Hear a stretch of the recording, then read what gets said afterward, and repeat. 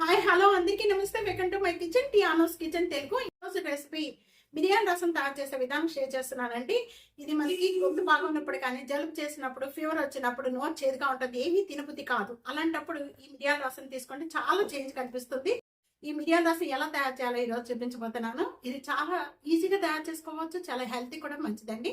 రండి ఇది ఎలా తయారు చేయాలో చూసేద్దాం.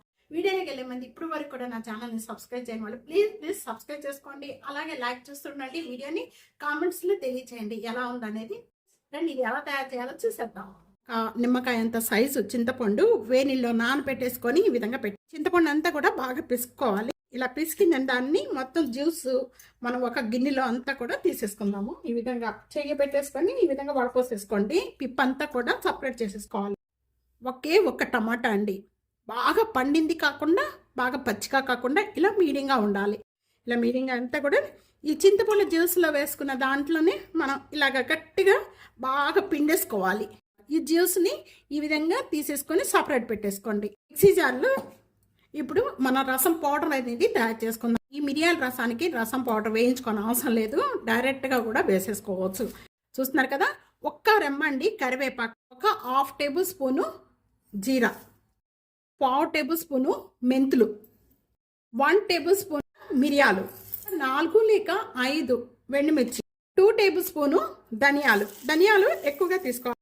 ముందుగా ఇవన్నీ కూడా కొద్దిగా మెత్తగా చేసుకున్న తర్వాత అప్పుడు వెల్లుల్లిపాయ రెబ్బలు యాడ్ చేసుకుందాం. ఈ విధంగా మెత్తగా చేసుకున్న వెంటనే 5 లేక 6 అనేది వెల్లుల్లిపాయ రెబ్బలు వేస్తున్నానండి. వెల్లుల్లిపాయ రెబ్బలు వేసేసుకొని ఒక్కసారి కచ్చిపిచ్చిగా నూరేసుకుందాం. అలా కరివేపాకు వేసేసి కొత్తిమీర కొద్దిగా తర్వాత కూడా వేసుకోవాలండి. ఈ ఆకుల్ని నలుపుతూ కూడా ఈ విధంగా మొత్తం పిండేసుకోండి. గట్టిగా పెట్టేసుకునే విధానం చూద్దాం. 1 టేబుల్ స్పూను ఆయిల్ వేస్తున్నానండి.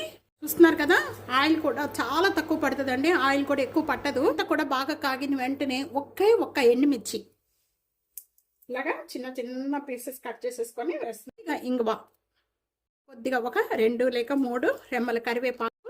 ఆ కరివేపాకు కూడా కొద్దిగా వేయిపోయిన వెంటనే ముందుగా మనం మిక్సీ జార్ పట్టుకున్న ఈ రసం పౌడర్ అంతా కూడా ఇప్పుడు వేసేసుకోవాలి. ఒక 1 మినిట్ వరకు కూడా ఈ రసం పౌడర్ దీంట్లో వేసేసుకొని కొద్దిగా ఇలాగ ఫ్రై చేసుకోవాలి. వేగుతూ ఉండగానే మంచి స్మెల్ వస్తుంది. ఆ స్మెల్ వచ్చేటప్పుడు జ్యూస్ అంతా కూడా ఇప్పుడు మనం దీంట్లో వేసేసుకోవాలి.